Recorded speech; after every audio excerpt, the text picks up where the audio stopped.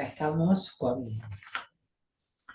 de nuevo, antes de comenzar, les quería preguntar si pudieron abrir la clase que les mandé. ¿La pudieron Sí, escuchar? yo particularmente escuché el Zoom. Bueno, enviaste en Zoom, ¿no? De una clase, de otra clase, de Claro, otro. sí, sí, Sí, sí. sí, está clarísima. Muy, muy interesante. Bueno, Parece como si hubiera sido siempre, como siempre estamos acostumbrados a tu seminario, así que está bueno. claro. Bueno, yo lo que les quería, por ahí, bueno, comenzar hoy la clase con esta cuestión, digamos que por ahí, bueno, está en la clase, que es la diferencia entre el síntoma obsesivo y el histérico, porque bueno, en algún lugar nosotros trabajamos esta aproximación clínica a la neurosis desde los textos de Freud y toda la enseñanza de Lacan, ¿no? Claramente el último Lacan nos propone, para pensar la clínica, bueno, pensarla desde el nudo, ¿no? Desde el ordenamiento de tres consistencias que son real, simbólico e imaginario, ¿no? Es como si Lacan reordenara todas sus producciones cuando aborda la cuestión del nudo, porque él ordena todos los desarrollos que tienen que ver con el campo de lo imaginario, el estadio del espejo, todo lo que tiene que ver con esta cuestión de la incidencia de lo imaginario en la constitución de un sujeto, que él lo ubica, digamos, como un nudo, digamos, ¿no? Es decir, pensar toda esta cuestión que él venía trabajando en relación al estadio del espejo en el nudo, en la cuerda del imaginario. Pero es una cuerda que no está suelta, es una cuerda que está anudada a lo real y a lo simbólico, ¿no?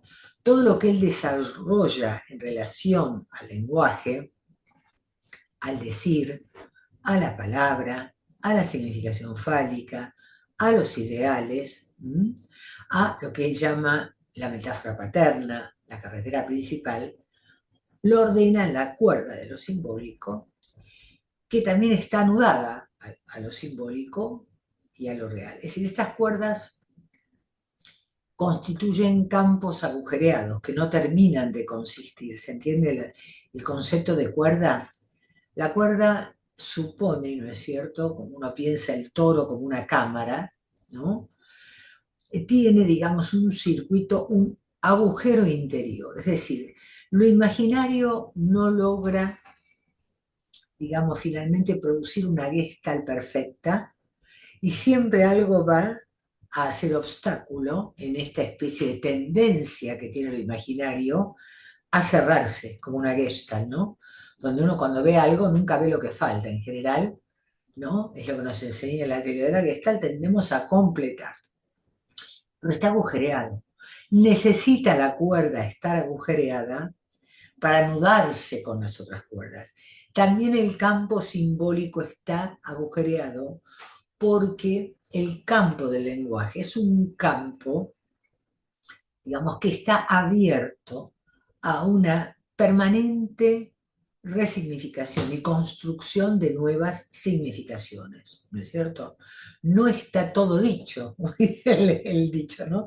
Es decir, no es posible decirlo todo, no se puede decir la verdad sobre la verdad. Bueno, todas estas cuestiones hablan de que también lo simbólico es una cuerda que está agujereada, ¿m? Una cuerda agujereada, es decir, que no hay, digamos, la posibilidad de cerrar el universo discursivo. Siempre va a haber el malentendido y siempre va a haber una palabra que nos falta. Yo me acuerdo que en una época habíamos trabajado en uno de mis seminarios, cuando yo, en la época que era directora de escuela y tenía otro seminario, dábamos un seminario sobre el Holstein, ¿no?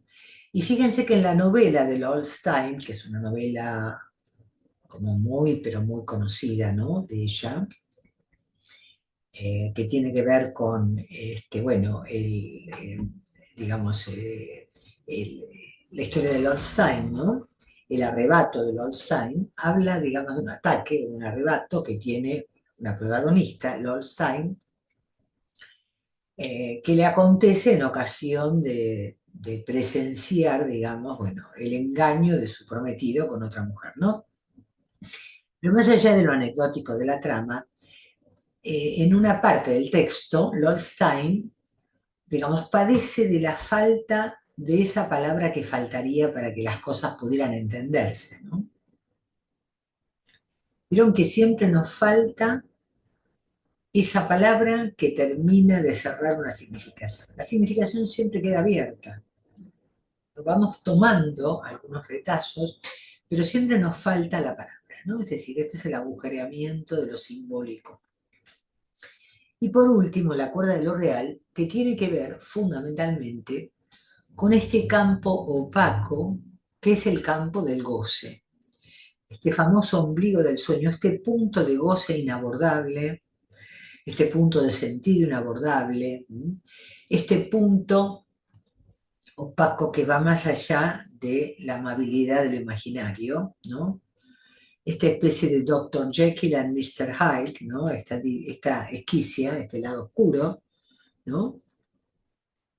Que nos habita, que tiene que ver con este campo pulsional que Freud, ¿no?, nominó como el más allá del principio del placer, ¿no es cierto?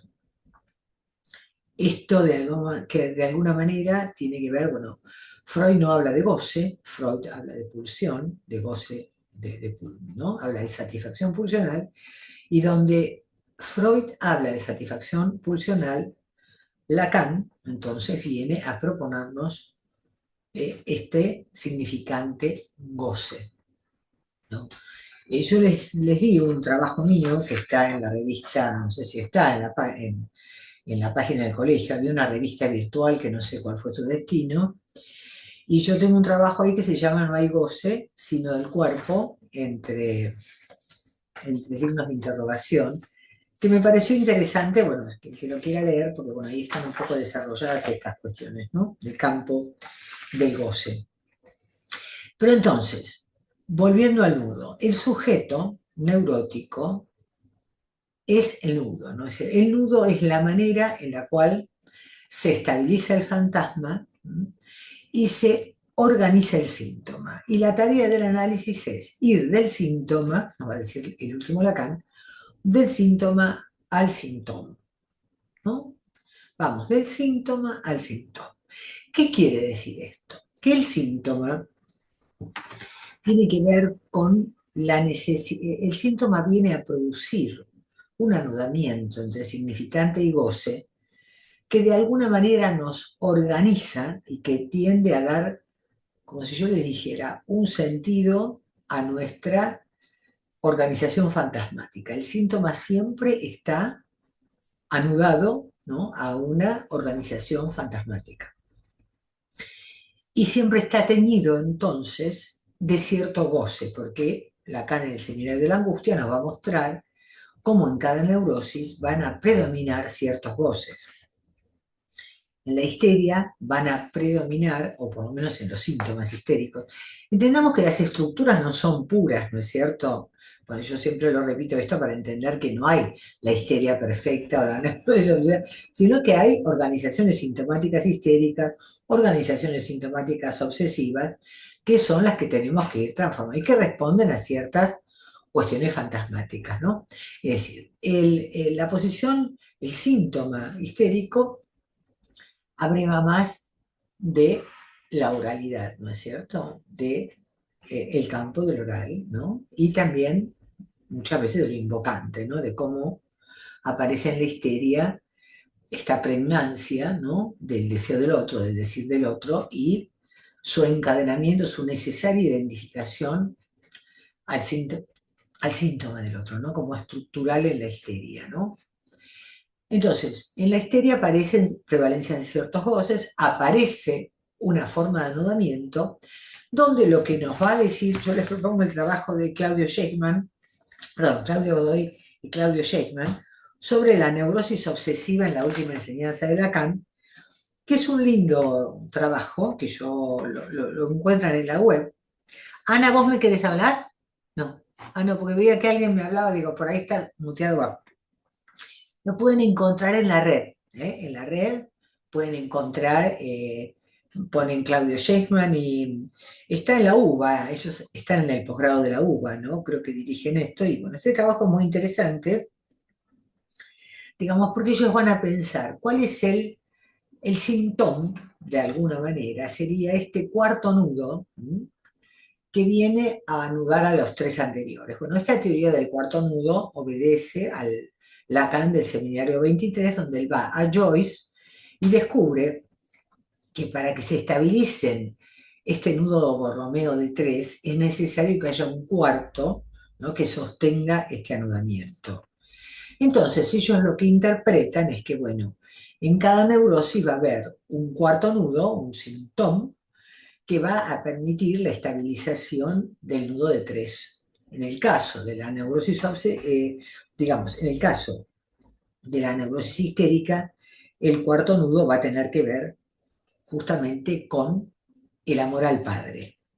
Esta cuestión, digamos, de todo el tiempo sostenerse, ¿no?, en relación a una demanda de amor, ¿no? Y en esta cuestión donde, bueno, el amor viene de alguna manera, como ya lo había descubierto Freud, la angustia de castración en la mujer está muy articulada a la demanda de amor, ¿no? Porque claramente la falla, es decir, el no sentirse amada, es la manera en la cual la histérica, ¿no es cierto?, se posiciona en relación a la falta, ¿no? Es decir, por eso la demanda de amor es lo que nos orienta siempre en la neurosis histérica, ¿no? Lo que pasa es que esa demanda de amor, uno en la dirección de la cura, la tiene que ir ordenando, la tiene que ir acotando para que no se vuelva enloquecedora, ¿no? La histérica que demanda vorazmente, como el caso de la chiquita, ¿no? De Clara. Bueno, en el caso de la neurosis obsesiva, ¿no?, lo que ellos van a proponer, y yo acuerdo, porque también es lo que el último Lacan nos propone, es que el síntoma obsesivo, ese cuarto nudo, tiene que ver con el campo horoscópico, ¿no? Esta cuestión donde el obsesivo todo el tiempo se organiza, se anuda en relación a satisfacer una imagen que el otro, que él cree que el otro le demanda. Fíjense que en toda neurosis la relación con el pequeño otro, con el semejante o el partener sexual, está muy articulada a cómo cada neurosis construye su gran otro, ¿no? El gran otro histérico es un otro que está obligado a amarla, digamos, ¿no? Ella necesita dejarlo en falta para constituir ese objeto de amor del otro. El obsesivo, en cambio, ubica en el otro el campo de la mirada, ¿no?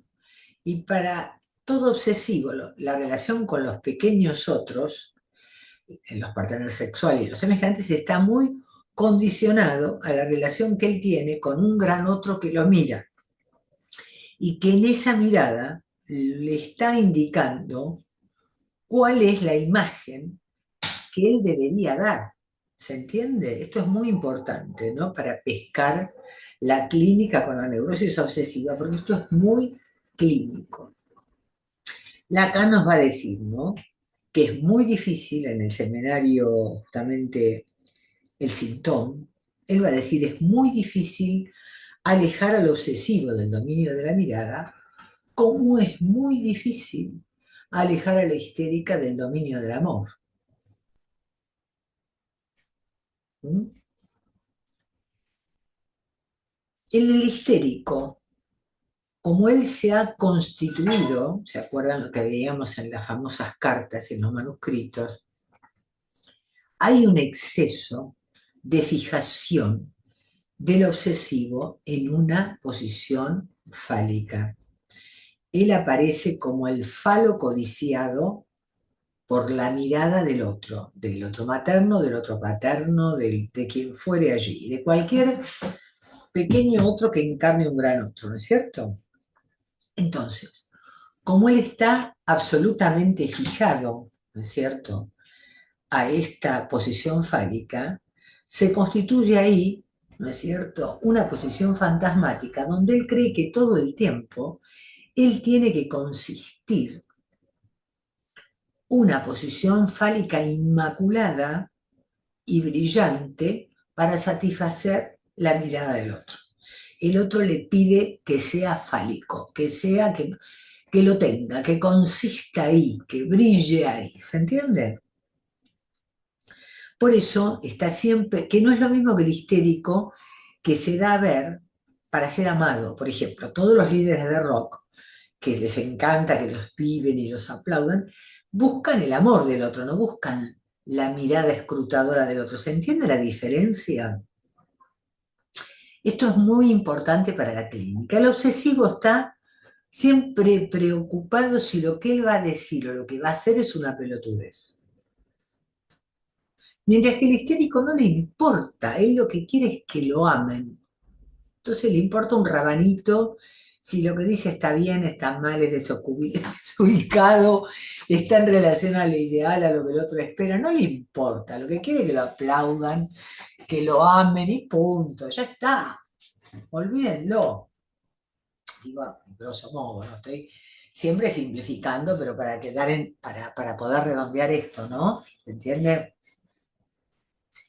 En cambio, el obsesivo está pendiente de este juicio del otro. Por eso es la dificultad más grande que tenemos en la clínica, ¿no? Poder separar, es decir, ¿no? Poder lograr que el obsesivo, digamos, pueda hacer vacilar un poco esta esclavitud que él tiene respecto de esta mirada del otro que le exige siempre el cumplimiento de los ideales, ¿no? Ayer en una entrevista unos papás me comentaban de su hija, como que, bueno, aparece, ellos dicen, bueno, como muy prolija, ¿no? Como que le cuesta mucho ingresar a la etapa procaz de la adolescencia, donde los adolescentes se rebelan, insultan, agreden, se zafan, ¿no? Porque claro, a veces como el obsesivo va a renunciar a dar la imagen de esta hija ideal, prolija y educada que tienen los padres, ¿no es cierto?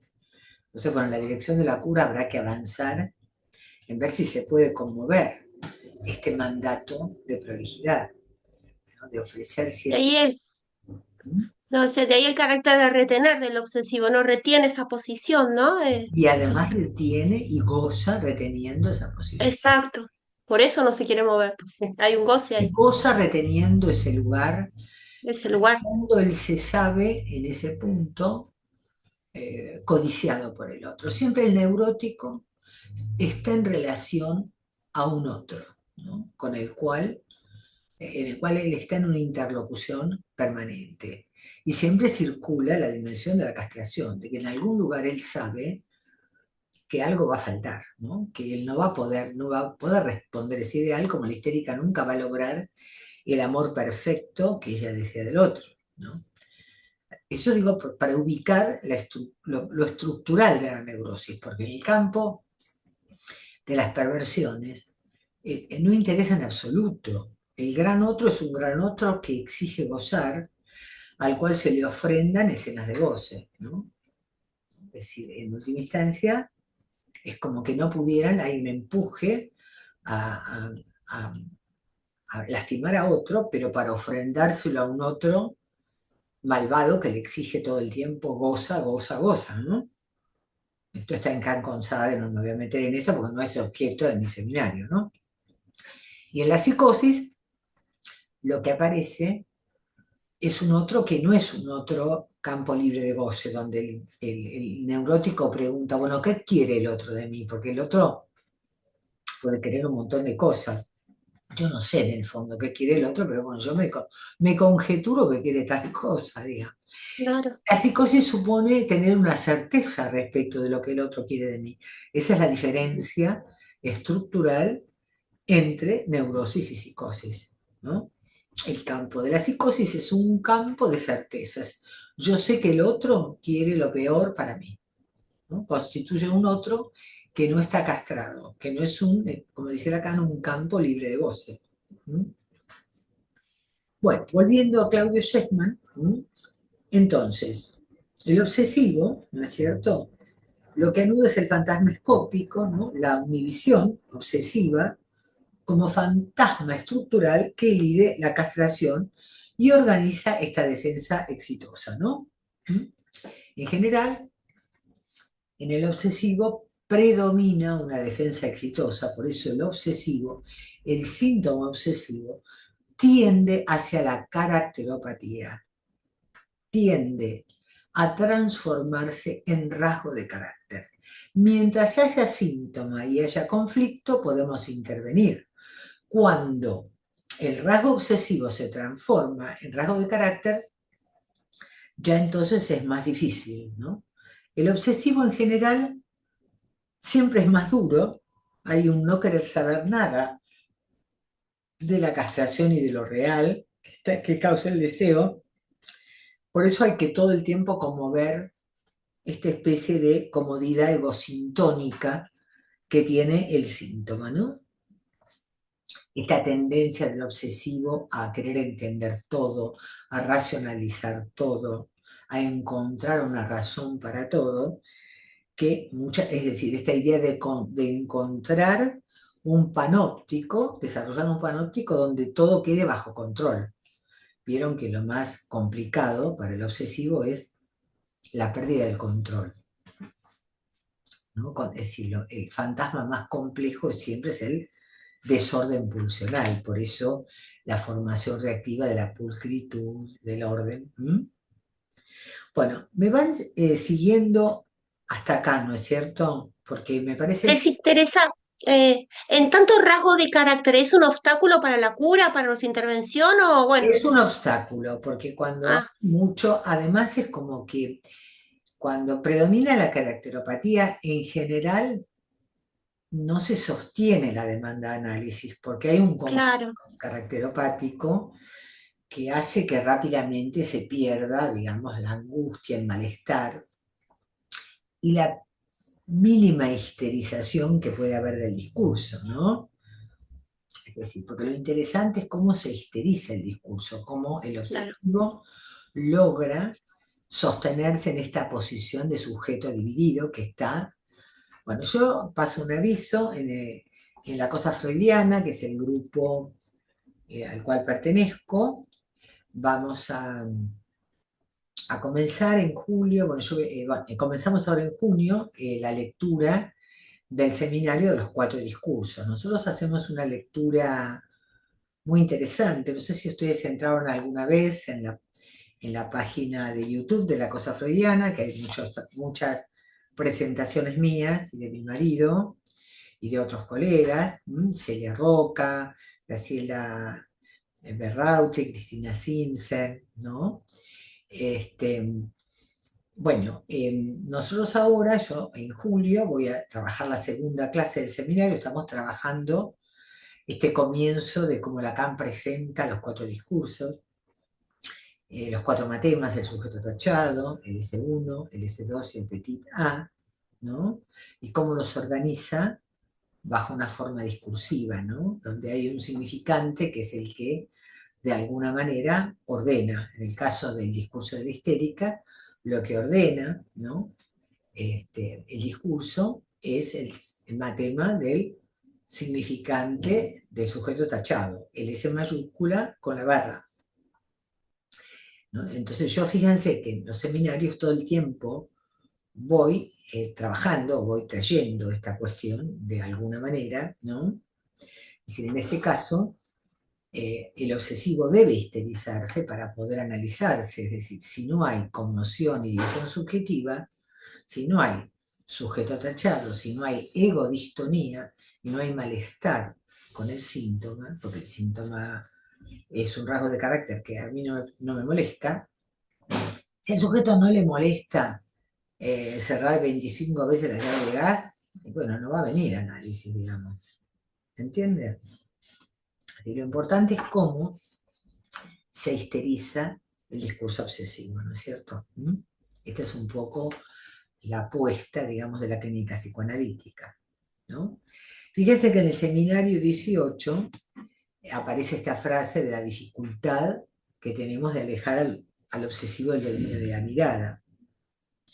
Y claramente, en la posición objetiva, los goces que prevalecen son lo anal y lo escópico, así como lo oral y lo invocante prevalecían en la histérica, ¿no? Lacan ahí retoma cuestiones, en el seminario 18, entre lo anal y lo escópico que ya aparecía en los capítulos finales del seminario de la angustia. Es decir, que el último Lacan no deja de abrevar en el primer Lacan, digamos, ¿no? Es decir, que el seminario el 18 o el 23, que vamos a ver ahora, no dejan de contar con los desarrollos de un seminario que está como en lo intermedio, que sería el seminario 10, que es el seminario de la angustia. En la página 348 de ese seminario, plantea el modo exaltado del amor obsesivo. ¿Se acuerdan que Freud tomaba la diferencia, la división en la libido masculina, donde había una necesidad de degradación del objeto para acceder a la satisfacción sexual, opuesto al objeto amado, que es un objeto exaltado, idealizado y fuera de toda procacidad? ¿Recuerdan que Freud habla de la cuestión neurótica propia, además de los obsesivos, digamos, de cómo hay una división, una esquicia entre un objeto deseado, que promete un goce, que es un objeto que debe ser degradado, el goce con la prostituta, de la mujer amada, idealizada, que parece como intocable, frente a la cual el obsesivo se inhibe.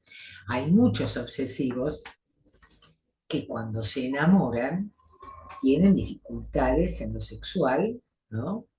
Con esta mujer que aman, porque está esta división, esta necesaria degradación del objeto, donde hay un objeto de amor y un objeto de goce, ¿no? Entonces, Lacan plantea allí, entonces él va a decir que justamente, ¿no? ¿Por qué se le plantea esta necesidad de degradación? Bueno, porque frente a la mujer amada encarna este otro, ¿no es cierto?, ante el cual él tiene que dar una determinada imagen, ¿no? Y en algún lugar es como si, bueno, era un poco la estofa, digamos, bueno, de la idealización, ¿no? Es decir, entre la mujer amada y la mujer deseada, ¿no? La puta, que es un poco una cuestión que es bastante visible en la clínica, ¿no? Es decir, pueden gozar sexualmente cuando el objeto está degradado, es decir, no encarna esa mirada, ese otro, que le reclama un lugar ideal. Cuando pueden ser procaces y desprolijos, pueden gozar. Pero si están con la mujer que aman y que les exige una pulcritud y una cuestión fálica a la cual hay que estar en la altura, ahí se inhiben, ¿no es cierto? Lacan en esta página, la página 348, va a plantear que lo que el obsesivo considera que aman es una determinada imagen suya, imagen que se le da al otro. Se le da hasta el punto que se imagina que el otro ya no sabría de qué agarrarse si esta imagen faltara. Es decir, como que de alguna manera ellos se ofertan para completar al otro, para que el otro no le falte nada, ¿no? Siempre el obsesivo tratando, ¿no?, de eludir la castración, ¿no? El mantenimiento de esta distancia, de esta imagen de él, es lo más difícil de reducir en el análisis. Como que todo el tiempo ellos están midiéndose con la imagen ideal. No pueden relajar nunca. No sé si se entiende esto porque estas son cuestiones que son absolutamente clínicas y que nos orientan en la dirección de la cura. No son cuestiones menores. Bueno, queda así articulado esto de la oblatividad con lo escópico, esta donación de esta imagen que el obsesivo se impone dar y ofrecer a la mirada del otro, ¿no?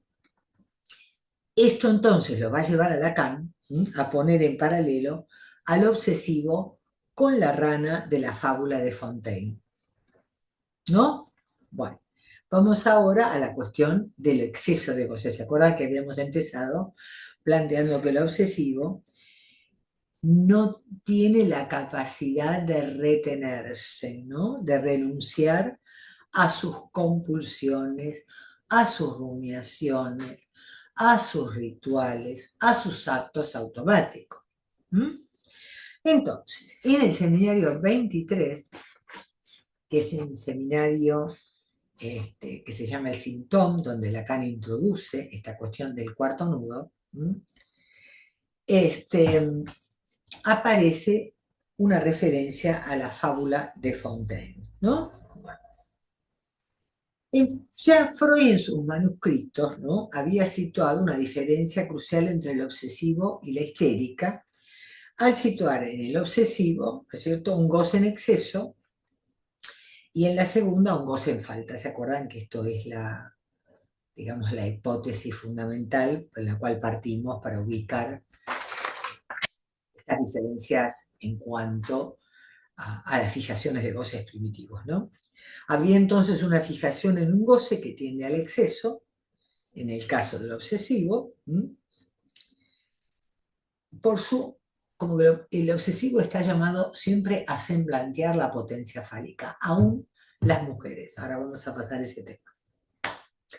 La histérica, en cambio, siempre está quejándose de lo que, de lo que le falta, de lo que se retaseó, ¿no? De su insatisfacción, de lo que no se recibe. Como si siempre hubiera, ese es un poco lo que uno trabaja en la clínica con una histérica. En realidad, más que frustración, hay privación, es decir, ella a veces pide lo que no hay, lo que el otro no puede darle, ¿no? Ella no puede soportar, ¿no?, esta cuestión donde el otro también está en falta, digamos, ¿no? Bueno.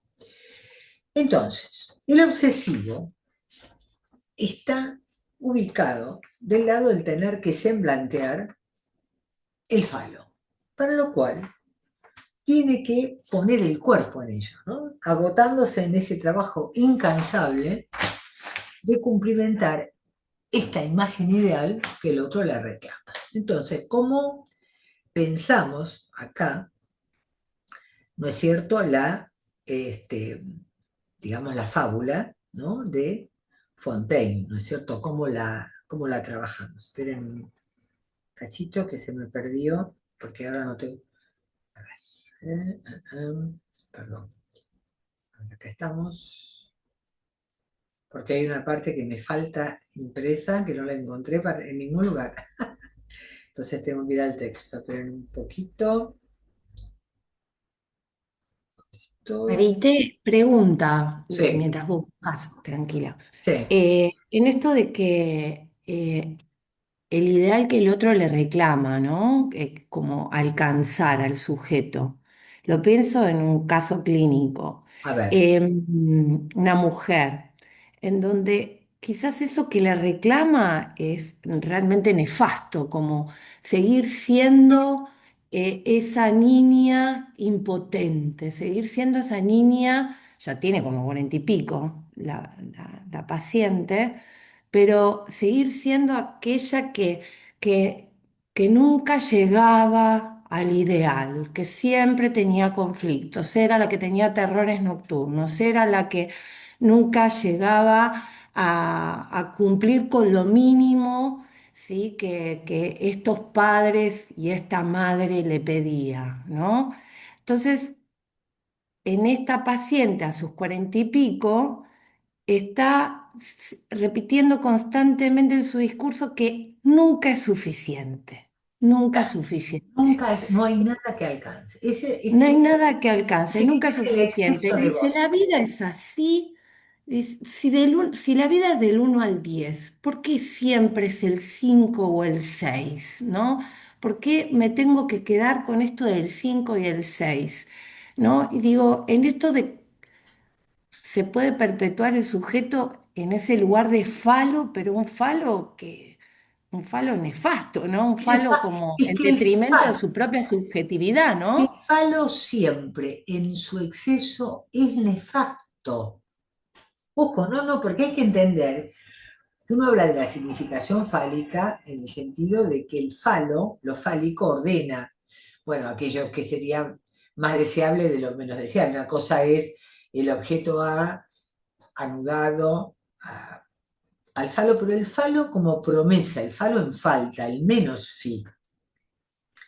El falo tiene que aparecer siempre como la zanahoria, como aquello que, bueno, me despierta el deseo, pero en el fondo yo sé que, bueno, no voy a poder capturarlo, pero mientras tanto me mantiene despierta. Una cosa es que alguien dijera, bueno, yo necesito tener un desafío para levantarme a la mañana, bueno, eso tiene que ver con el campo del deseo.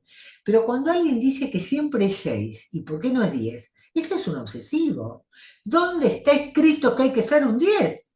Porque uno dice, ¿por qué la vida es el 1 al 10? ¿Qué tiene que ver el 10 con la felicidad?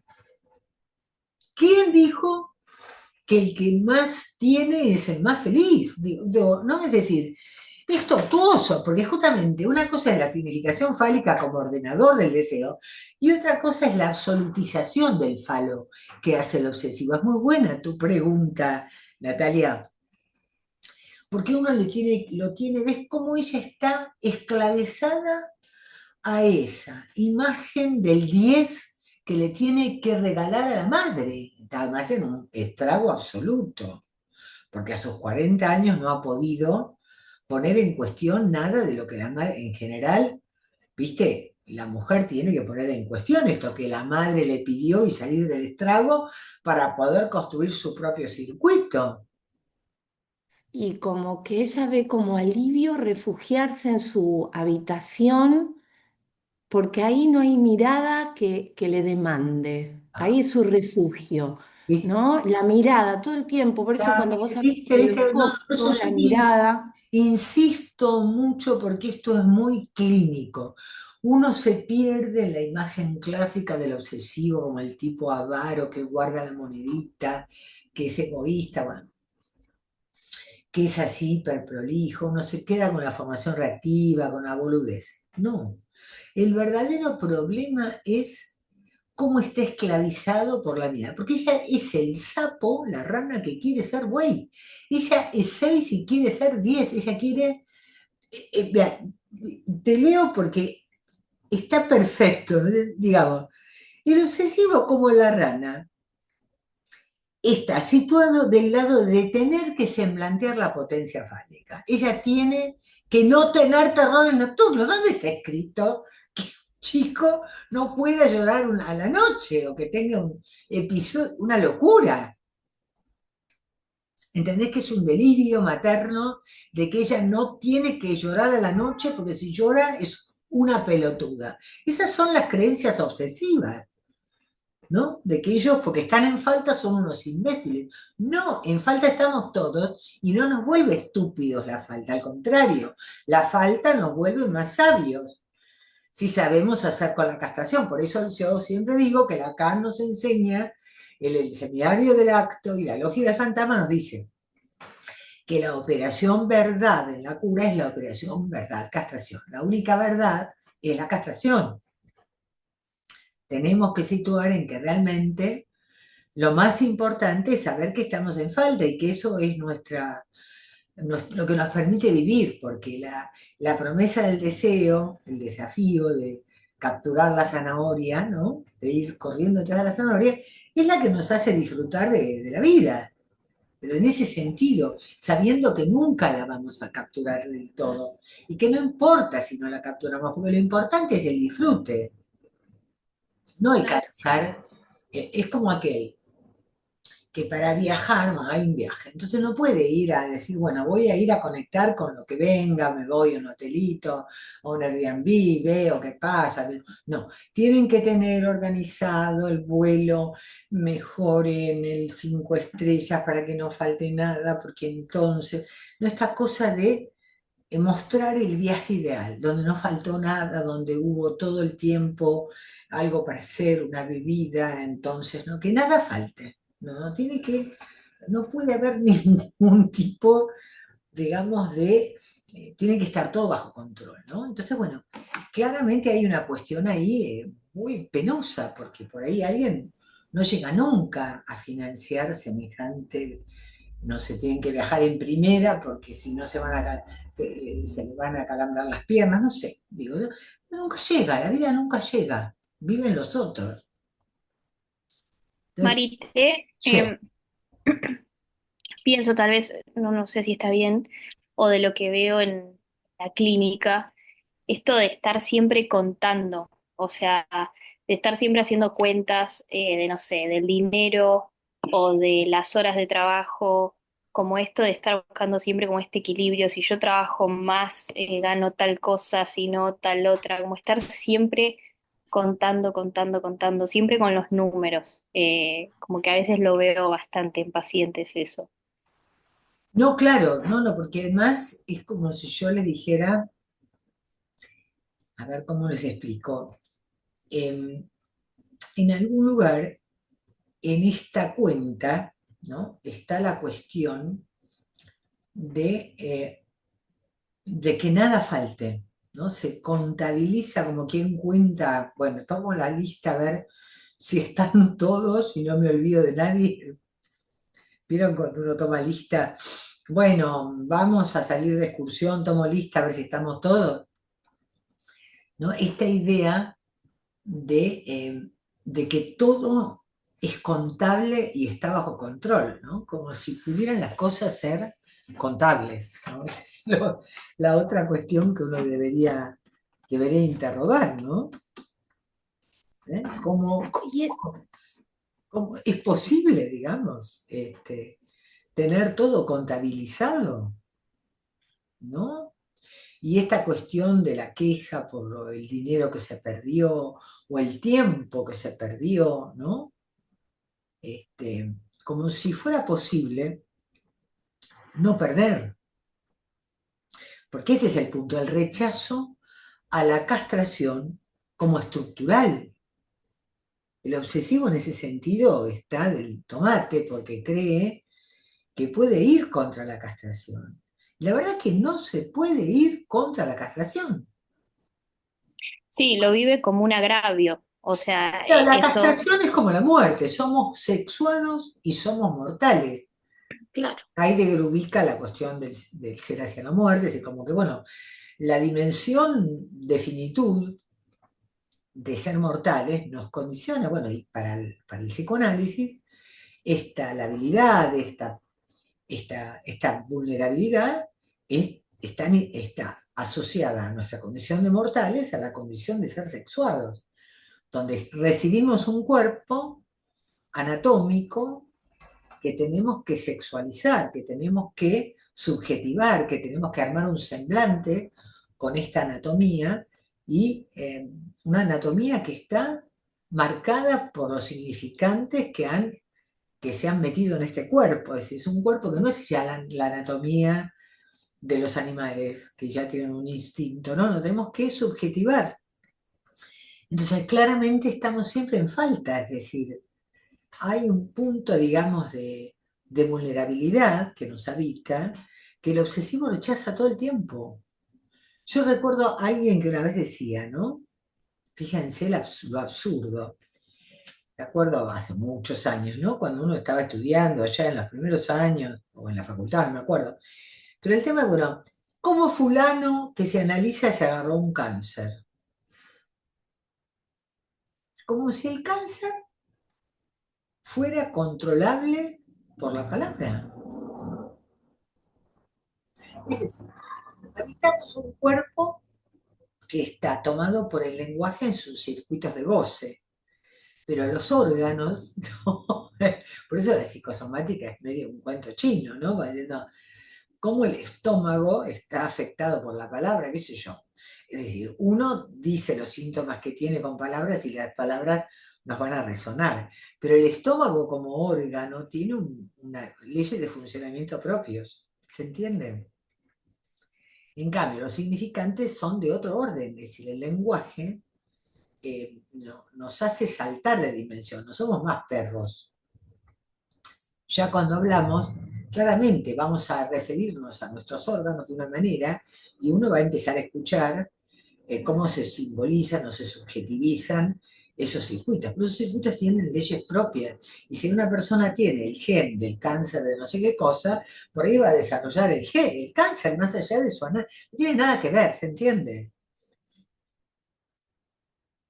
Sí, una cosa como también que me pasa pensando esto con esta paciente particularmente es esta cuestión de la falsa humildad, como, eh, como que no exige pero vive exigiendo, Ella, ¿no? ella no te pide nunca nada.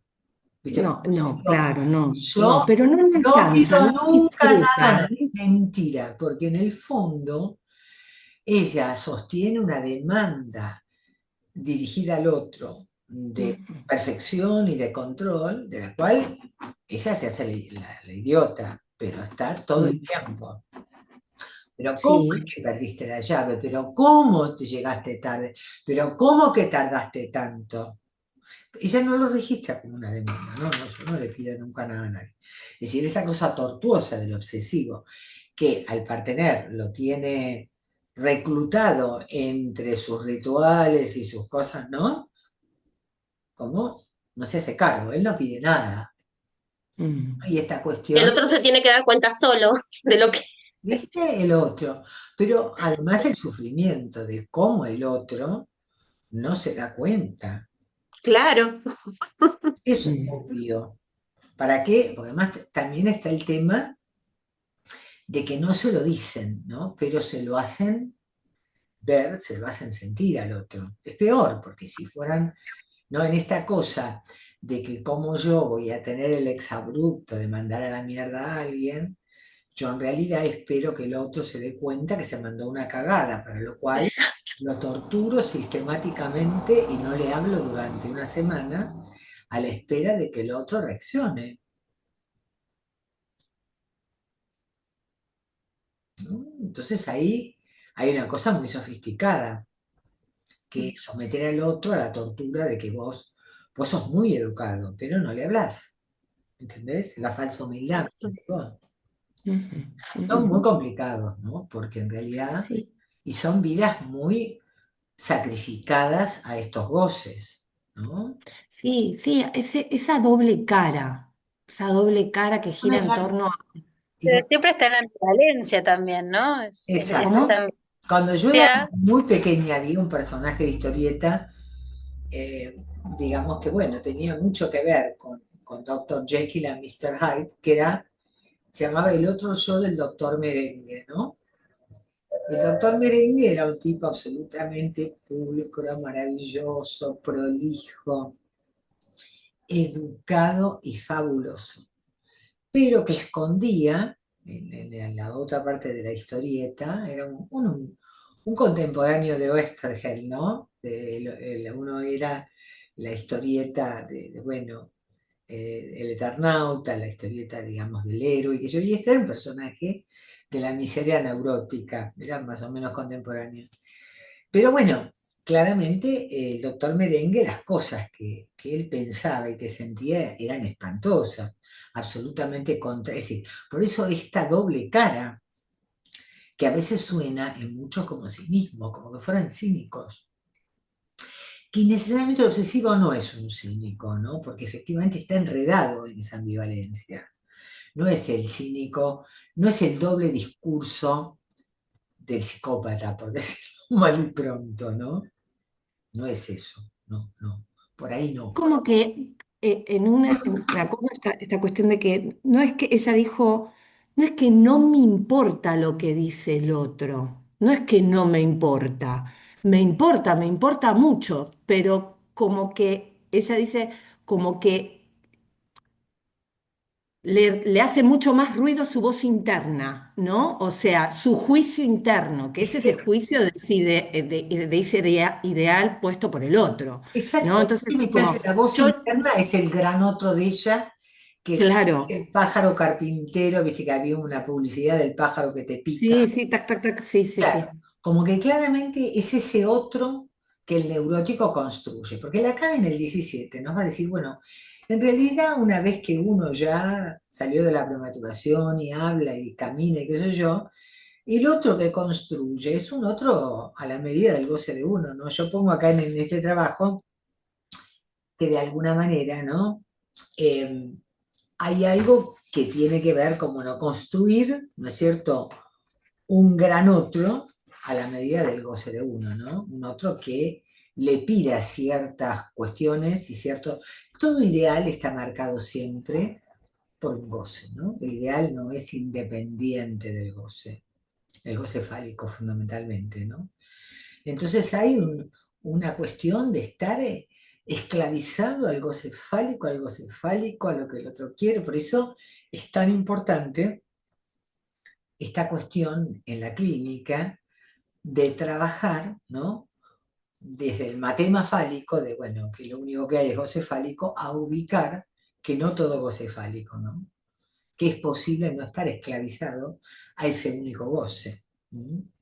Eso también es interesante, por eso digo, cómo en los distintos seminarios nosotros les vamos dando elementos para que ustedes puedan entender que claramente con la dificultad de sustraer a esta persona de esta voz interior que le dice que ella es una boluda todo el tiempo, sos una boluda, sos un 6, sos una mediocre. Ella está enredada con eso, ¿no? O sea, totalmente tortuosa, que le impide disfrutar, que le impide relajar, ¿no?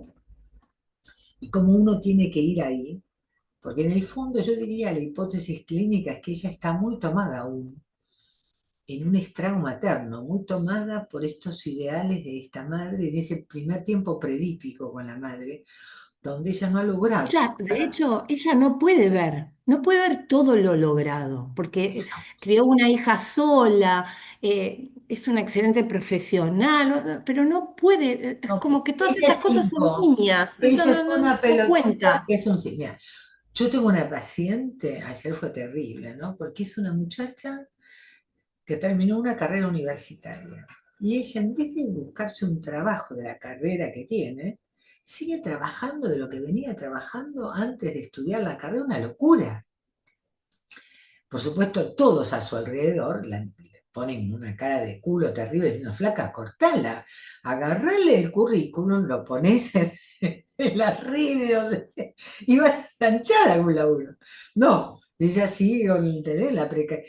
Es decir, ¿viste ese tema de no, bueno, en el caso de ella más que un obsesivo es un cuadro fóbico, ¿no? Es peor, porque a veces el fóbico lo que tiene es un miedo terrible de abandonar las posiciones infantiles, ¿no? Es decir, esta cosa del miedo, ¿no? Esta cuestión de pánico a lo que significa, ¿no?, el poder situarse en una situación de potencia fálica, ¿no? Es como que se esconden, ¿no? Les da miedo, les da terror, ¿no? A veces hay una cuestión muy inhibitoria en la fobia. Acá me parece que no, porque una mujer que ha logrado todo esto es una obsesiva, claramente. Solo que ella no quiere ceder un tranco de apoyo, ella es una basura, ella es 5, es mediocre, está absolutamente enredada en lo imaginario de una potencia fálica que no existe, que no sirve para nada y no puede sentarse a disfrutar de lo que logró, ¿no? Eso es, como dice mi marido, ¿no? El poder, lo que muestra el poder de la palabra, ¿no? Como la gente está convencida de cosas absolutamente absurdas, ¿no? Como uno hace Eso, pasar Maritere, eso. perdón que me ponga, pero es como que es como neurosis obsesiva, y digo, es el caso. Ella tuvo una internación por una cuestión de depresión, ¿no? En su momento, ella cita así, ¿no? Hace muy poco que la atiendo, y ella dice, ahí fracasé, ese fue mi gran fracaso vital, haber entrado en esa internación psiquiátrica. Y ella dice, es como que le terminé dando el gusto a mi madre, ¿no? Ahí sitúa eso, ¿no? Digo, nada, es como para abrir, pero Claro, date también cuenta que debe ser una neurosis bien grave para haber hecho una desestabilización, ¿no? Por ahí hay también una fijación, por eso digo, hay una línea de estrago materno que eso también, yo por eso les doy el tema del estrago como tema, porque la cuestión de la relación predípica de la mujer con la madre tiene se anuda, digamos, bueno, a los circuitos neuróticos, por eso digo, está lo que tiene que ver con la neurosis y después cómo se articula, cómo una neurosis obsesiva en una mujer es muy complicada para poder orientarse en el goce femenino, que significaría, porque bueno, lo más interesante de la cuestión femenina es orientarse en relación a saber hacer con lo que no hay, ¿no? A esta dimensión del goce femenino situado como, bueno, un saber hacer con el no todo goce fálico, ¿no? Es posible gozar de las pequeñas cosas, de lo inútil, de lo que no tiene valor, ¿no? Es encontrarle ese costado amable, ¿no? En cambio, ella está absolutamente enterrada, porque el estrago materno es seguir en este lugar, digamos, de palito, digamos, de falo tragado en la boca del cocodrilo materno, ¿no? No pueden salir de ahí, siguen retenidas en esta demanda fálica de la madre, en este ser el falo materno, no pueden castrar a la madre, no pueden separarse, no pueden pasar al padre. Entonces, en la mujer, la neurosis obsesiva, así como en el hombre la histeria es una patología más severa, en la mujer la neurosis obsesiva a veces es una patología más severa que la histeria, porque las tiene como... Yo tenía una paciente obsesiva que, bueno, fíjense que yo la atendía de muy chiquita, la atendí un tiempo y ya no, lo que la traía a terapia es que no podía, análisis que no podía separarse de su mamá. Bueno, vino un tiempo, logró esto, qué sé yo, volvió mucho más tarde, ya en su juventud, en su adolescencia tardía, ¿no? Y realmente había construido una neurosis obsesiva gravísima, gravísima, ¿no? Entonces es un tema, digamos, donde ella, en el fondo, la neurosis obsesiva estaba al servicio, digamos, de la continuidad de una relación de estrago con la madre. Es decir, no había logrado quebrar ese pasaje, por eso digo, es como el estrago es la fijación en el tiempo predípico con la madre. Por eso después estas mujeres reproducen, como dice Lacan en el 23, la dimensión de estrago con el hombre, porque es lo que decía el mismo Freud. Las mujeres bueno, se relacionan con el marido como se relacionaban con la madre, hacen un desastre. Freud no hablaba de estrago, pero decía, bueno, un quilombo, se arma un quilombo horrible. Lacan habla de que un hombre para una mujer puede significar un estrago, en ese sentido, si es que la mujer manda al hombre a la misma relación que ella tenía en el tiempo predípico con su mamá. Esto lo pescan, hablemos, porque esto es un tema clínico bastante pesado, que hay que bucear, hay que encontrar. En este caso, fíjate cómo vos muy rápidamente, Natalia, estás viendo, ¿no?, la coalescencia entre la estructura, la defensa histérica, que además tiene una connotación con una especie de tufillo melancólico, ¿no? Donde ella, ¿entendés? La madre, está esta cosa de nunca haber sido lo suficientemente fálica para la madre, ¿no? Ahí también uno tiene que hacer el descarte entre, bueno, lo que sería la defensa obsesiva y también ciertas cuestiones melancólicas, ¿no? Identificaciones del sujeto al objeto A como objeto caído y no como objeto fálico, ¿no? Este tema de ser el objeto caído del otro, ¿no?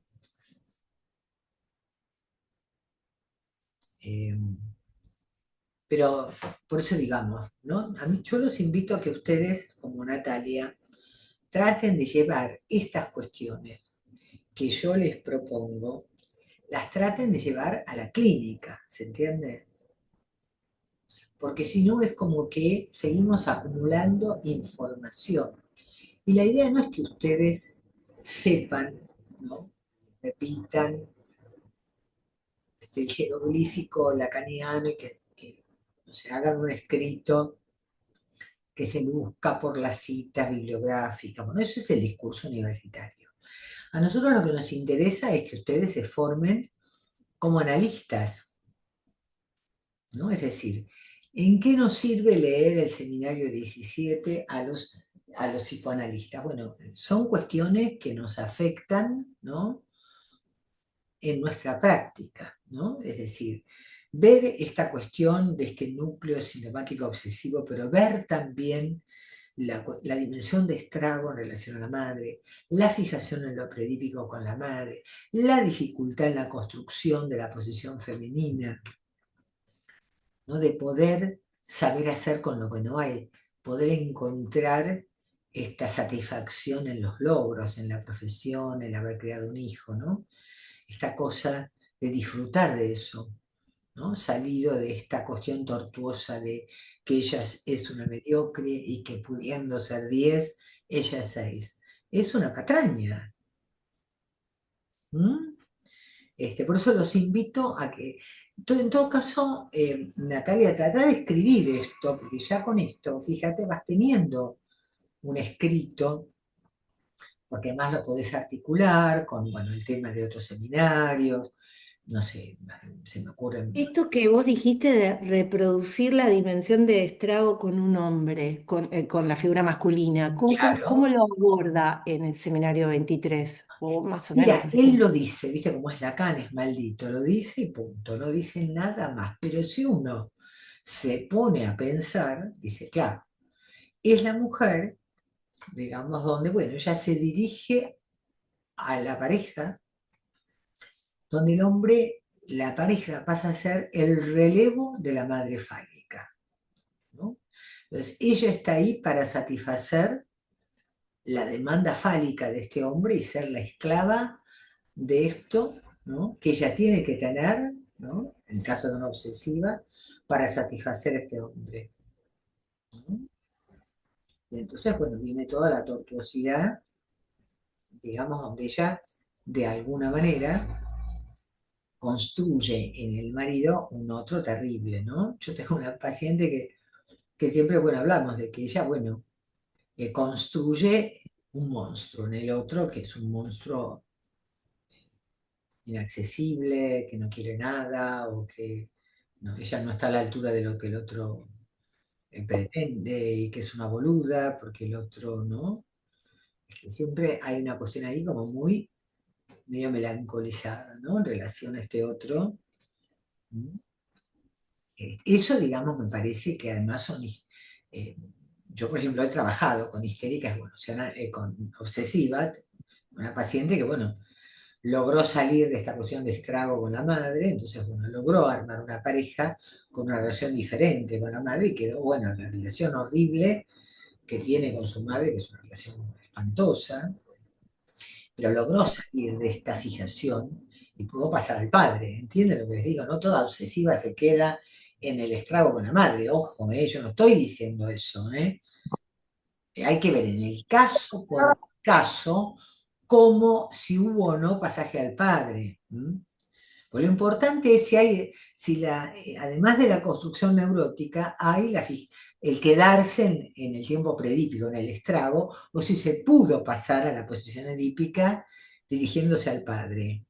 ¿Entiendes? Ahí sería como la dirección a la cura, ¿no? Eso es Es poder como una directriz. salir de esa sujeción al otro materno, ¿no? Como otro amo, ¿no? Con el cual ellas interlocutan todo el tiempo. ¿No? Yo pensaba, Marité, lo difícil en la neurosis obsesiva, que a mí me resulta por lo menos, em, frente a todas estas defensas, quizás eh, mucho más armadas, no sé cómo explicarlo, eh, resulta difícil que aparezca la angustia. Justo ayer tuve un paciente que no, venía siempre muy armado, ya hace un tiempo pasó algo y no encontraba respuesta y ayer, bueno, se termina angustiando y me trae una escena de Breaking Bad donde el protagonista le dice al otro personaje algo así como, bueno, capaz hay que, eh, ¿cómo es que puso? Hay que aceptar, hay que poder aceptar un poco como somos y no tanto como queremos ser, ¿no? Y él Bueno, lo esto que... para un obsesivo es como ir a la luna, ir a Marte, aceptar como somos, claro, porque ellos Pero en realidad, claro. después realmente tuvo que acontecer algo, ¿no? Que Bueno, para pero él eso es la clínica. esto no puedo dar, ¿no? No puedo estar con estos dones para el otro y lo que él me devuelve es, me siento un pedazo de mierda que no me puedo reconocer, ni mi abuelo, que era el más hijo de puta, hizo esto que hice yo, Ajá, yo interesante, no porque él se mete con, quiero... claro, justamente, claro, porque es interesante esto, ¿no? A él le pasa que su costado opaco del doctor Merengue que habita en él, se le Lo que le pasa mandó un es, moco lo que le importante. Se ve que debe haberse mandado un moco, ¿no? Algo corrido. pero claro, es muy interesante porque esto que traías vos de la degradación del objeto, ¿no? Bueno, él tiene como muchas relaciones donde no se engancha con ninguna chica, deja embarazada a una de ellas y él tiene este dilema, sabe que no va a ser padre, o sea, que no va a, no le pasa nada, dice él, no, yo acá no.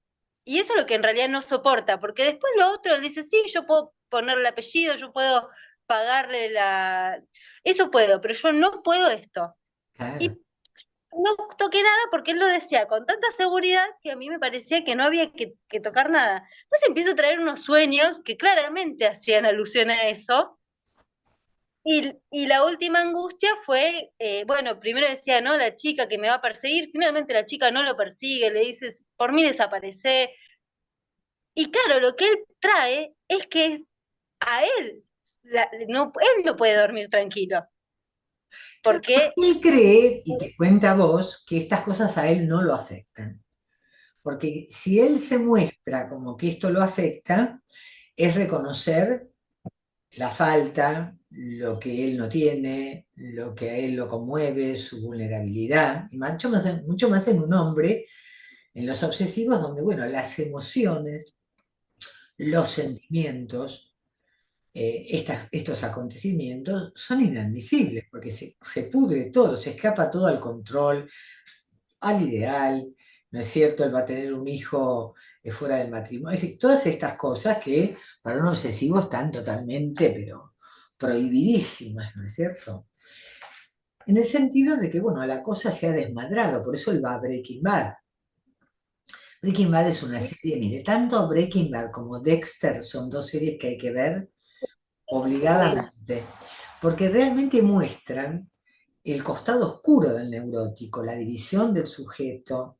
Son, por supuesto, sátiras, si uno se pone a pensar, es satírico, porque, bueno, un químico que se vuelva narcotraficante es bastante todo tirado de los pelos, pero es muy interesante, ¿no? Para situar esta cuestión de lo que se pudre, del costado oscuro, de cómo rechazan, ¿no? Cómo este químico impoluto que tiene un cáncer, Dios se transforma en un delincuente, porque esa es la realidad, digamos, ¿no? Es decir, este breaking, esta cosa que se pudre, que se quiebra, ¿no? Entonces, bueno, es muy importante esta cuestión, donde entonces él empiece a poner se empieza a poner, ¿viste? Como que uno no dice nada y espera que aparezca la TIG, lo contingente, el sueño, el fallido, algo que le pasó, ¿no? No importa. Uno no dice nada, porque con el obsesivo no te vas a poner a discutir estas cuestiones. Bueno, vos dejás que el tipo, bueno, él tiene esas teorías, bueno, todo muy bien, viene, lo dice, uno lo escucha, mirá que bien, mirá que bien. Pero llega un momento en que lo real irrumpe. Entonces, bueno, este es el momento, ¿no? Donde aparece este tema en el sueño, que viene a aparecer este tema de cómo él lo conmueve, esta cuestión de que cómo él embaraza a una mujer. Entonces, él quería tener un hijo, quería, lo interroga, ¿cómo es que él se descuida y embaraza a una mujer? Porque él está implicado en eso, ¿eh? No es que la mujer se embarazó porque llegó el No, Espíritu Santo, ¿entendés? No. eso lo hice, Mm. pero rápidamente, bueno, era no hacerse cargo De nada. pero Como que de nada. él ahí no, no Se empezó- pasó, ocurrió. Claro, él se empezó a conmover cuando la chica evidentemente no tenía, no le exigía, nada. Entonces ahí empieza a aparecer en él, ¿no? Esto de preguntarse, ¿y cómo fueron mis papás? Y pensar, bueno, no, y si en 20 años, y si en 20 años yo quiero ver qué pasó con, entonces algo, ¿no? Él empieza a traer, No, porque cuando el obsesivo, que es un poco el tema que también quería redondear hoy, es alguien que en algún lugar no puede prescindir de la paternidad. Él se va a hacer el boludo, pero en los sueños, porque claramente el obsesivo, el hombre, está muy ligado, digamos, a todo lo que tiene que ver con el orden simbólico, ¿no? Hay como un funcionamiento donde él inconscientemente va a tener millones de sueños, aunque él diga que esto no le importa, que lo único que va a hacer es poner plata, pero él se interroga, ¿quién va a ser mi hijo? ¿Qué va a hacer? ¿Qué voy a hacer yo como padre? ¿Qué va a pasar? Es decir, porque claramente la neurosis obsesiva está todo el tiempo girando alrededor de la cuestión del padre, porque el padre es aquel que viene a representar, ¿no? este ideal potente fálico con el cual él tiene que competir. El hacerse padre también implica matar a un padre para hacerse padre él. ¿Entendés? Que hay un laburo, por eso para un tipo que no es neurótico, la paternidad para los psicóticos, viste que cuando si se vuelven padres, se psicotizan. Padres o les pasa algo como a Schreber, que lo nombraron el presidente del Tribunal Supremo. No se bancan, no tienen estructura para aguantar un lugar paterno, como sería el presidente del tribunal, es un lugar paterno, ¿no? Dentro del universo simbólico. Entonces, claramente el obsesivo es alguien que rumia todo el tiempo en relación a estas cuestiones. Para él, bueno, el padre es me, crucial. bueno, muy, muy justo esto, porque eh, cuando se angustia, dice, ¿no? Bueno, le habló a esta chica y le dijo que le quería poner el apellido y estaba pendiente de cómo decirle a sus padres que iban a ser abuelos, ¿no? Como los ¿Te das pobres. cuenta? Él está totalmente enredado y enganchado.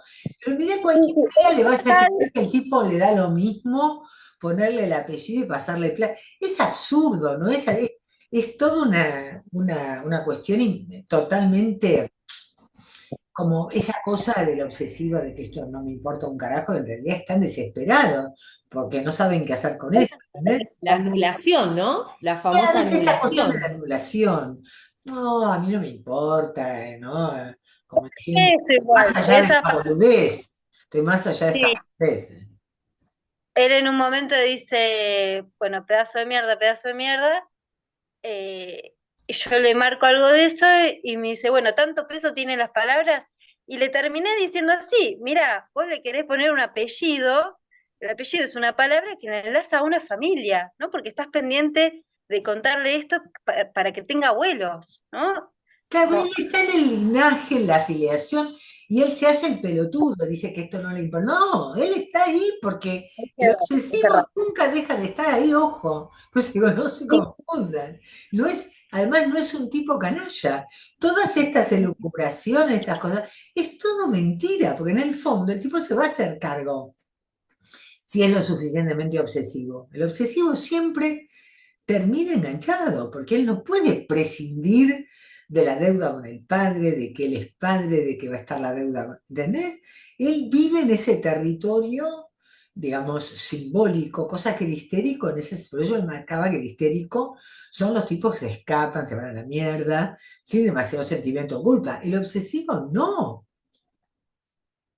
Él se quiere convencer a sí mismo ¿no? De que él es un pedazo de mierda, pero está todo el tiempo viendo de, bueno, le va a decir a los padres que van a ser abuelos, es decir, que él realmente ya está construyendo un linaje y una paternidad, aunque a él le parezca que no, porque ese es el otro problema, porque el neurótico en realidad tampoco sabe lo que quiere y uno cree que lo que dice es lo que lo representa y no tiene nada que ver.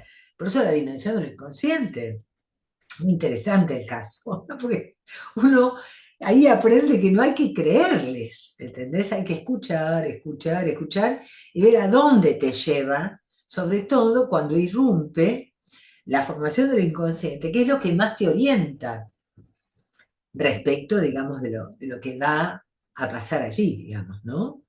Entonces, yendo a la rana, él en algún lugar, es cierto que hay que ver qué ideal es él, qué representa para este tipo hacerse padre, también hay que ir limando, porque vaya a saber lo que él cree que es hacerse padre, ¿no? Qué buey es la paternidad a la cual él tendría que acceder, no sé, para que él no, como dice Lacan, para que insuflándose, para pasar de ser de rana, buey, no estalle, no reviente, ¿no? En un exceso de goce, ¿no? La lógica del exceso, ¿no es cierto? Entonces, eh, de alguna manera, entonces, bueno, está el tema, creo, del tema del deseo y la cuestión de lo imposible, creo que lo trabajé bastante en la última clase, no sé si les quedó claro este tema, digamos, bueno, de cómo la histérica, digamos, presenta el deseo como insatisfecho en relación, digamos, bueno, a la constelación de sus propias fijaciones de goce, en el punto de que ella es víctima de una frustración. A ella la han insatisfecho, digamos. Mientras que el obsesivo aparece como testimonio de un goce en exceso, pero a su vez como ubicando, digamos, una posición que resulta imposible, ¿no? Porque evidentemente esta posición fálica absoluta que él cree que tiene que representar para el otro es un imposible, ¿no? Por eso el deseo aparece con este rasgo, ¿no? Viste, Maribel, que vos, Marité, que vos dijiste esta cuestión de saber hacer con lo que no hay, ¿no? Con esto de que no, con lo, no todo, perdón, Con el no sí, todo. no todo, con lo que ellos, o sea, están tan mirando ahí el goce fálico que esta cuestión, ¿cómo desde la clínica se opera, ¿no? Digo, desde... Es que justamente en esto, ¿no? Porque ella, de alguna manera, está orientando su mirada respecto de las insuficiencias que ella ve, ¿no?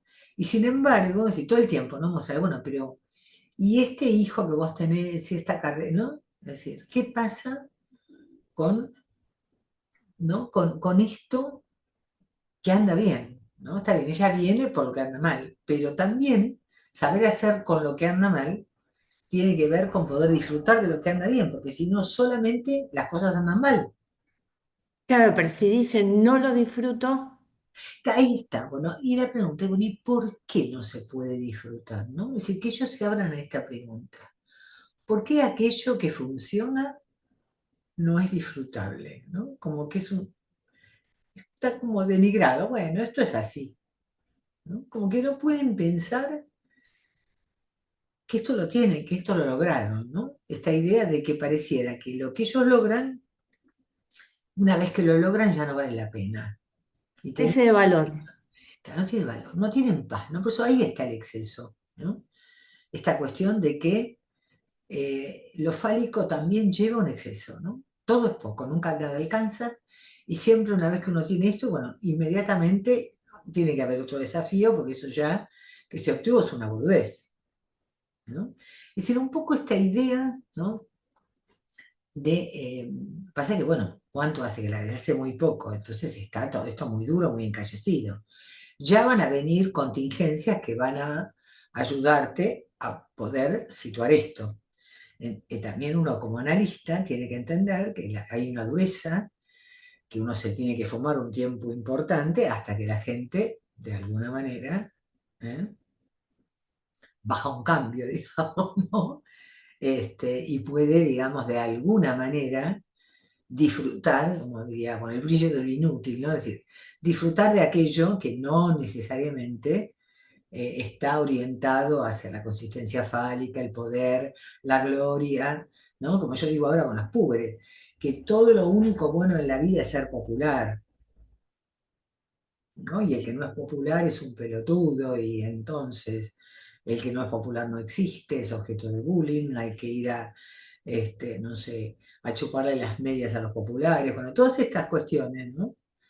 Digamos que tienen que ver con los ideales fálicos, que bueno, en cada época encarnan distintas cuestiones. Ahora son los populares, los que tienen no sé cuántos seguidores en Instagram, antes eran los gladiadores, los héroes, no sé, eh, lo que quieran poner ahí, ¿no? En cada época el ideal va a adquirir distintos formatos. Pero uno como analista siempre está empeñado en, bueno, en mostrar, digamos, la inconsistencia de los ideales, ¿no? Y la trampa, sobre todo la trampa de los ideales, ¿no? Son siempre enormes trampas, ¿no? Bueno, quería leerles y compartir un poco este punto 4, que es las diferencias del fantasma obsesivo en los hombres y en las mujeres, ¿no? El rechazo al trauma de la seducción del padre en el hombre, ¿m? Y el originario goce pasivo del fantasma apegado a un niño, ¿no? Como que el fantasma originario es un fantasma de goce pasivo y que de alguna manera la fijación en este goce pasivo tiene sus consecuencias en lo que tiene que ver con el masoquismo, tanto en las mujeres como en los hombres, y cómo, bueno, se pasa al parricidio de la simbolización del falo y el amor del padre y la feminidad. Bueno, este es un poco el último punto que, bueno, no sé si me va a dar tiempo para desarrollar, pero bueno, lo quería ir charlando un poco con ustedes porque esto me parece que es lo que faltaría para terminar de redondear esta cuestión de neurosis obsesiva. La próxima clase es una clase presencial. Entonces sería muy interesante, como es clase presencial, que los que vengan con alguna viñeta, con alguna pregunta, es decir, me gustaría que pudiéramos avanzar en que ustedes, las que tanto Rocío como Natalia pudieran, ¿no? Empezar a pensar los materiales, si alguien más quiere participar, porque bueno, así le vamos a encontrar una vuelta. Yo más que nada lo que me interesa, quería hablar por supuesto de fobia también, porque la fobia es algo que necesitamos situar también en la clínica con adultos, ciertos núcleos fóbicos, cómo pensamos la fobia, etc. Bueno, pero vamos a este punto, ¿no es cierto? Para el hombre, ¿no? Los excesos de goce quedan entramados siempre a la cuestión del parricidio. Sabemos que es un poco, ¿no? La posición masculina, que es matar al padre, hacerse hombre. El buey es también el padre a quien es necesario matar, ¿no? No sin antes haberlo incorporado identificatoriamente. Es decir, que para poder matar simbólicamente al padre es necesario primero haberlo incorporado, ¿no? Porque si no, no se cuentan con las herramientas simbólicas necesarias para la operación simbólica, ¿se entiende, no? ¿Eh? Las insignias que podrán hacerlo hombre y fundamentalmente padre, ¿no? El padre es ambivalentemente amado, idealizado y rechazado. El destino masculino puede ser pensado como poder transponer la inhibición que supone ir más allá del padre, que siempre bordea la cuestión mítica de su asesinato. En realidad, el asesinato del padre es una cuestión mítica, porque se trata de que, bueno, ese padre de la horda originario freudiano es un lugar de goce excepcional, ¿no es cierto?, de alguien que podría gozar excepcionalmente de todas las mujeres sin castración, que sería un supuesto mítico que da origen a la serie de aquellos que sí son regidos por la castración, que es lo que Lacan escribe en los matemas, en el costado izquierdo de los matemas de la sexuación, cuando habla del costado masculino. El padre originario es un padre, es como si fuera la mujer, un lugar de excepción, ¿no? Hacerse padre supone la posibilidad de hacer de una mujer síntoma. Esto lo dice Lacan en el seminario 21, ¿no? Que se llama los no incautos yerra, no los nombres del padre, según cómo se quiera leer el título, ¿no?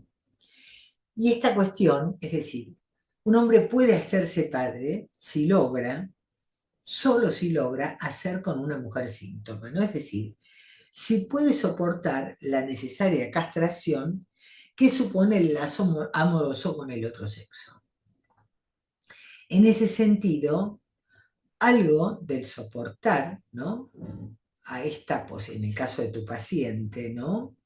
De soportar, Rocío, esta mujer que no le pide nada, esta mujer que no lo atosiga, le permite entonces situar la posibilidad de, bueno, de entender que, bueno, finalmente hay una mujer que le embarazó, que supuestamente no lo atosiga, pero ante la cual él tiene que hacer algo, ¿no? O él por ahí no la ama y no quiere saber nada con ella, pero bueno, va a tener de alguna manera que tolerar que ella es la madre del chico, que él es el padre, van a venir las desavenencias, de si él está o no de acuerdo como ella lo cría o las cosas que ella hace con el niño, pero claramente para poder hacerse padre va a tener que soportar, ¿no es cierto? Como de alguna manera él para ser padre tiene que saber hacer con esta mujer que lo hizo padre y que es la madre, ¿no? Yo pienso en ese sentido la complejidad que debe haber en las parejas homosexuales de varones que adoptan chicos, porque bueno, claramente está el saber hacer con la procreadora, ¿no? Porque siempre tiene que haber un punto de falta y de castración, porque suponer que alguien se puede hacer padre porque el Espíritu Santo, no sé, te trajo el hijo, es una manera de eludir la castración. Tanto la maternidad como la paternidad suponen aceptar de que, bueno, solamente se puede ser madre si aparece un tercero, espermatozoide, hombre, lo que quieran ahí, que se tiene que acoplar como un tercero para que ahí aparezca y se pueda engendrar otra persona. Yo siempre digo, hay un tema con la técnica de recusar esta cuestión de la terceridad y de la castración. Eso no hay que olvidarlo, porque por más que, bueno, están las mujeres, que una se embarazó y, bueno, y son dos mujeres que tienen un hijo, pero hubo que haber un tercero, porque ya el espermatozoide es un tercero, ¿entienden? Un real que está ahí, que hay que poder simbolizar y darle lugar, porque eso tiene incidencias en la clínica, ¿no? Bueno, qué tema el alquiler de vientres, ¿no? Como ahí todo el tiempo se intenta reducir a la panza y no hay mujer, no hay objeto, no, no es un alquiler. Y uno sabe No, que no es así. no Nunca es así, es así. pero para Nunca. Nunca, porque esa persona que alquila el bien. perdón, no sé si escucharon eh, la entrevista de Marley, ¿no? De ahí, No, no la escuché. como él, Contámela porque me interesa. no, decía que quería que el parto sea lo más natural posible, entonces, bueno, los médicos recomendaban que sea cesárea y él insistió, y lo contaba así como muy, muy, muy liviano, insistió para que sea parto vaginal y, digamos, en contra de las recomendaciones médicas, y bueno, no sé si porque es una celebridad o qué, le hicieron caso, y bueno, estaba contando enorgullecido eso, ¿no? Eh, que el parto había sido así, pero cómo es esa panza, no hay ahí No, pero además, nada más. el tipo además tiene una beta canallesca, porque no es que la madre se afecta si hay un problema en el parto, es el propio hijo de él, es decir, él ahí te das cuenta que hay un punto en que estos tipos fracasan en el lugar paterno. Realmente hay un punto que ellos ignoran, y es que no pueden, hay una falla ahí simbólica donde él cree que el ideal del parto vaginal es superior al bienestar del propio hijo, porque si los médicos determinan una cesárea, no es solo por la mujer, es fundamentalmente por el pibe, por nacer, ¿no? Entonces, bueno, la cuestión es el narcisismo de Marley, que está por encima de todo. Después nos quejamos de Milei, pero esto también es una cosa así. Uno parece, es más brutal, pero el otro también es igual, en el sentido de que me chupa un huevo el otro. Digo, ¿no? Para decirlo mal y pronto. Porque si no pareciera que, bueno, en uno tenemos la exaltación del mal, alguien que te llama a odiar al otro, es malo, ¿no? Y dice cosas feas y malas. Pero esto también, ojo. No, hay que ver que no está solo Milei. Yo siempre digo, no, solo ahí es un producto de época, para mi gusto, ¿no? Yo como analista lo leo como un efecto de un discurso de época narcisista, donde donde la posibilidad del lazo del amor con el otro es reemplazado por la cosa imaginaria de que soy yo solamente, el otro hay que matarlo, lo diferente tiene que ser arrasado. Y si hay una dificultad simbólica, es una cultura que avanza se degrada en una barbarie, ¿no? La cultura que Sí, se... en relación a lo de Marley, por ahí quería algo que yo dije en el seminario anterior, ¿hasta qué punto él quiere ser padre o quiere coleccionar hijos? No sé, esto de ser padre o tener hijos, ¿no? Muy bien, Eh, porque no es lo mismo tener un hijo como bueno, como objeto de sí, represión narcisístico que hacerse padre. Por eso yo les tomo esta frase de Lacan, ¿no? De cómo de alguna manera, ¿no? Es necesario, ¿no? Poder quedar sintomatizado por esta mujer como tercero, ¿no? Que él no puede ser padre sin la mediación de un tercero, como no se puede ser madre sin la mediación de una terceridad. Los humanos nos manejamos en la lógica del 3 y del 4, del 3 y cuarto nudo, del 3 y cuarto padre, el nombre del padre, deseo de la madre, niño y falo. Son los 4 que Lacan en el seminario, ¿no? De las formaciones del inconsciente y en las relaciones de objeto no se enseña, ¿sí? El Edipo no es un cuentito, el Edipo es una estructura cuaternaria que supone en el hablante la dimensión de una terceridad. No es que está la mamá y el papá y la familia Ingalls, sino que son 4 elementos. Nombre del padre, deseo de la madre, niño y falo. ¿Se entiende esto? Porque esto es muy elemental. El Edipo no es meramente que haya una mamá o un papá que vivan en pareja como los Ingalls, no. En este caso está este hombre que se pregunta por su paternidad, hay una mujer al cual él no ama, pero sin embargo sabe que de esta mujer él va a tener un hijo, con lo cual en algún lugar reconoce esta cuestión de que, bueno, hay ahí un tercero con quien tener que hacer, ¿no? Es decir, este es el punto que uno bajo ningún concepto puede eludir, ¿no es cierto? Entonces, siguiendo esta cuestión entonces de el amor al padre, esto de hacer de una mujer síntoma, digamos, soportar la castración que supone el lazo con el otro sexo, ¿no? Porque de esta manera se transmite la posibilidad de donar una falta.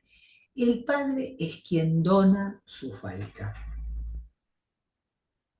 Sobre todo porque el padre dona y se hace padre en la medida en que está castrado, ¿no? Porque si es un padre que no está castrado, que es el padre de Schreber, que era el pedagogo que sabía todo, bueno, el hijo es un psicótico. Cuando no se dona la falta del padre real, el padre que está castrado, bueno, resulta que la producción es la psicosis, ¿no? Bueno, entonces, en alguna medida, el destino masculino implica transponer la inhibición que significa ir más allá del padre. Claramente Marley, en ese sentido, es un tipo que como padre, ¿no? Es más una madre narcisista, más que un padre, ¿no?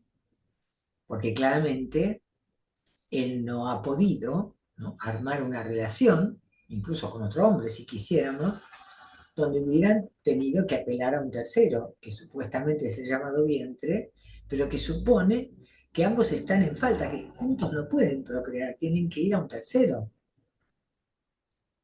Y esto forma parte de la castración.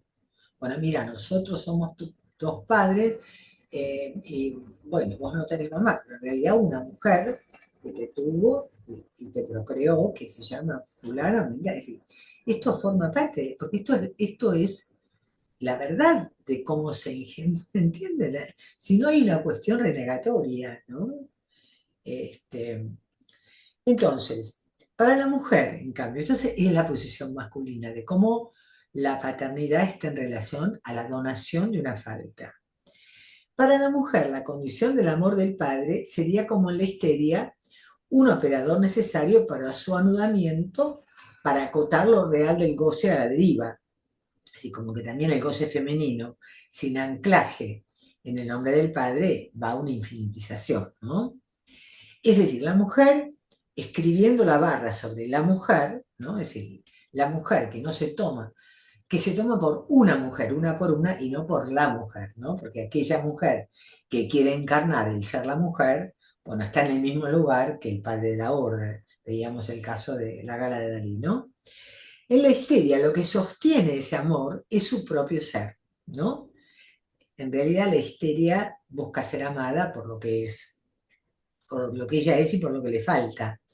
Mientras que, en realidad, es decir, ¿qué pasa con la histeria, no?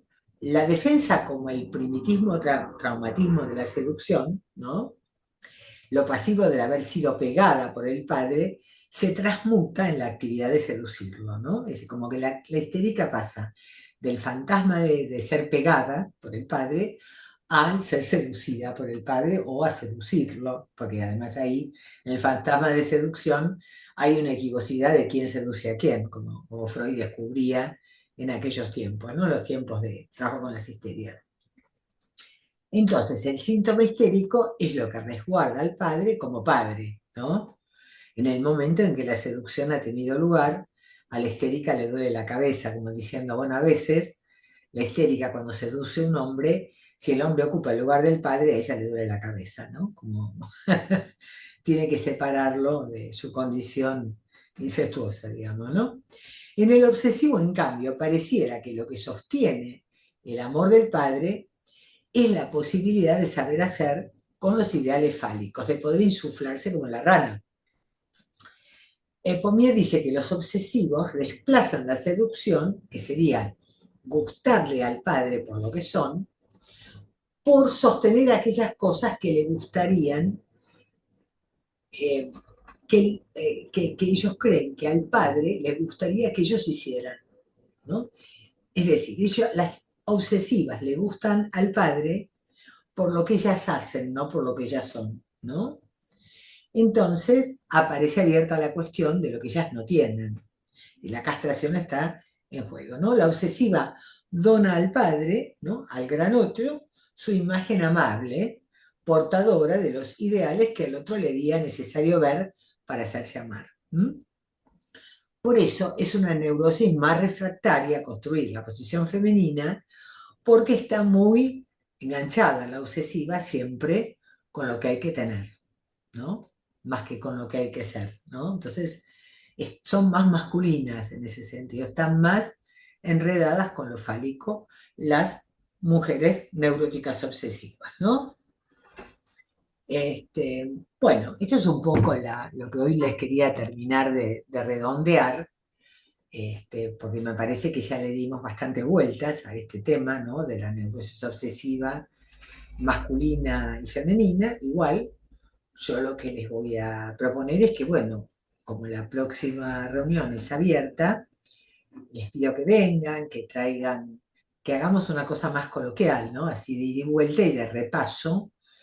Y bueno, y después me queda creo que una clase de julio, o dos, no me acuerdo, porque yo No me acuerdo cuándo se terminan las clases, creo que para los El segundos, 12, creo. 12 de julio, ¿no? ¿Es claro, la última el 12? creo que la última va a ser el 12 de julio, porque hay vacaciones o receso. Pero bueno, les pido que traigan, incluso los que ya tienen ahí, quieran escribir algún borrador, que bueno, lo podamos compartir, es decir, que realmente la clase les sirva a ustedes, ¿no? Como instrumento para avanzar en esto, ¿no? Hoy más o menos les quedó claro, creo que también algunas cosas que yo les pasé por internet también remitían a estas cuestiones, Sí, sí, sí, sí. pero a veces la repetición hace que finalmente se vaya como aclarando, ¿no? Sí, sí, Pero sobre sí. todo del último Lacan y de la cuestión de los nudos, que me parece que, bueno, es el tema por ahí que trae más dificultades, ¿no? Me Perfecto. da la impresión. ¿M? Por alguna Maribel, ¿vamos a llegar a ver fobia? Mira, yo la próxima clase, bueno, quería dar un pequeño pantallazo de lo que es la diferencia entre la fobia como la fobia infantil como fenómeno de pasaje y lo que serían los núcleos fóbicos que quedan como resabios. Yo creo que la fobia sería el resabio de la neurosis infantil, ¿no? En el adulto. Mm. Parece que es por ese lado. Pero bueno, Bien. este, así que bueno, Bueno, ya se va a quedar su vida. Veo que vinieron casi todos, así que bueno, los espero en forma presencial la próxima. ¿Eh? Y si quieren, dale. dejamos Sí, acá. sí, sí. ¿Eh? Bueno, Bueno. a ver. Chao, Gracias, gracias. Ah, Chao, chao. gracias. chao. Chao. Hasta luego.